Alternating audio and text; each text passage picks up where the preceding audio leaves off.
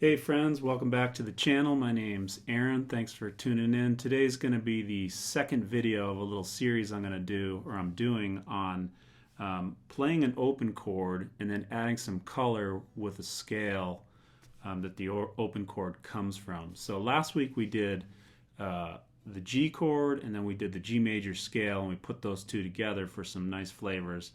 This week we're going to do the D chord and we're going to do the D major scale and put those together for some cool sounds. Before I do that, if you wouldn't mind subscribing, I'd really appreciate it.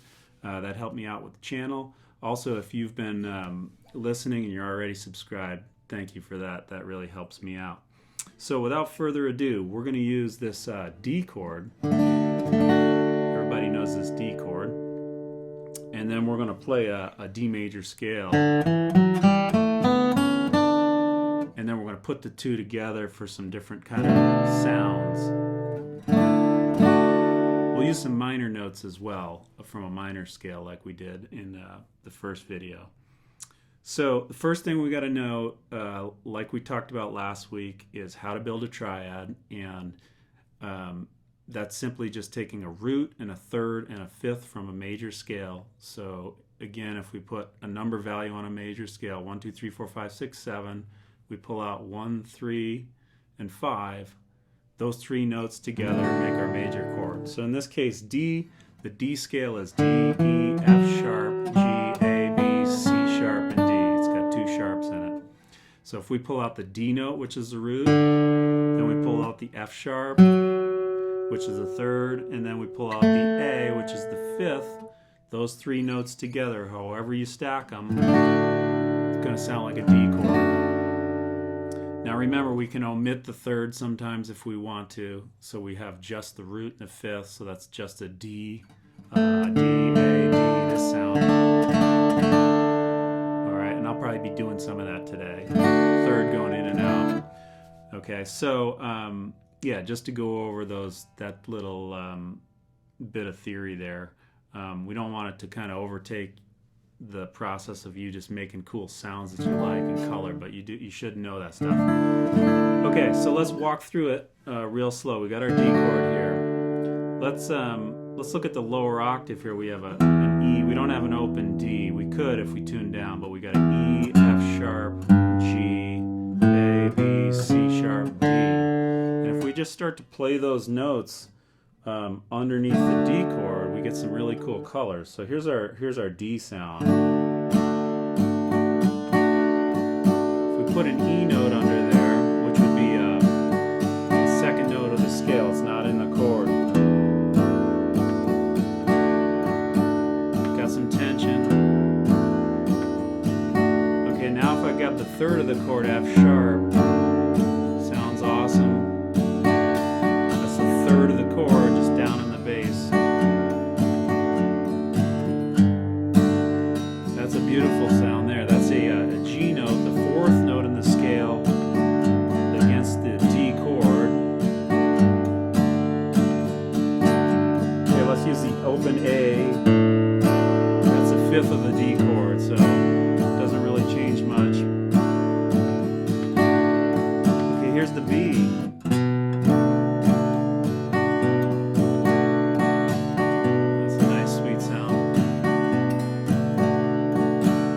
We can put the C sharp in here. It's kind of a hard reach. You can do it like this, actually. Get a...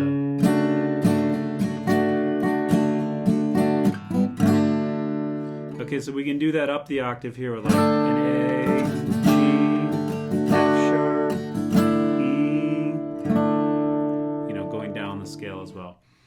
Okay, now like we did last time, we added in, if we lower the third and we lower the seventh, we're kind of borrowing a couple notes from minor. So instead of a C sharp, we put the C in there. Okay,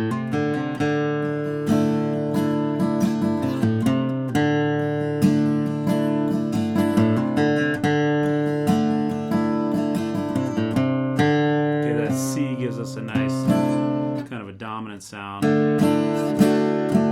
If we put the F in there, that's the flatted third. That gives us more of a minor sound.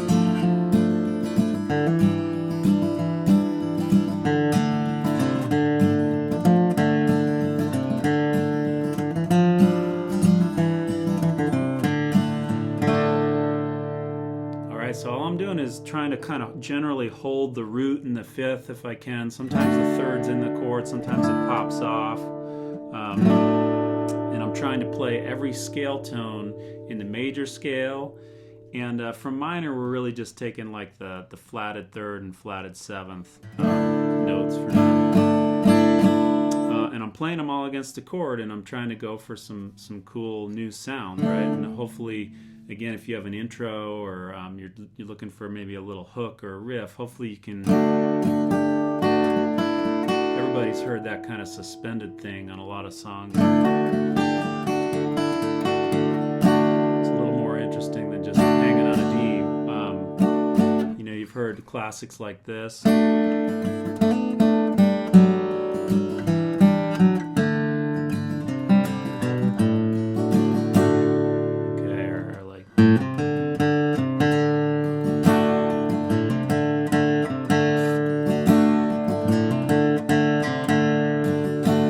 Building little ideas just to get you out of just simply playing the D.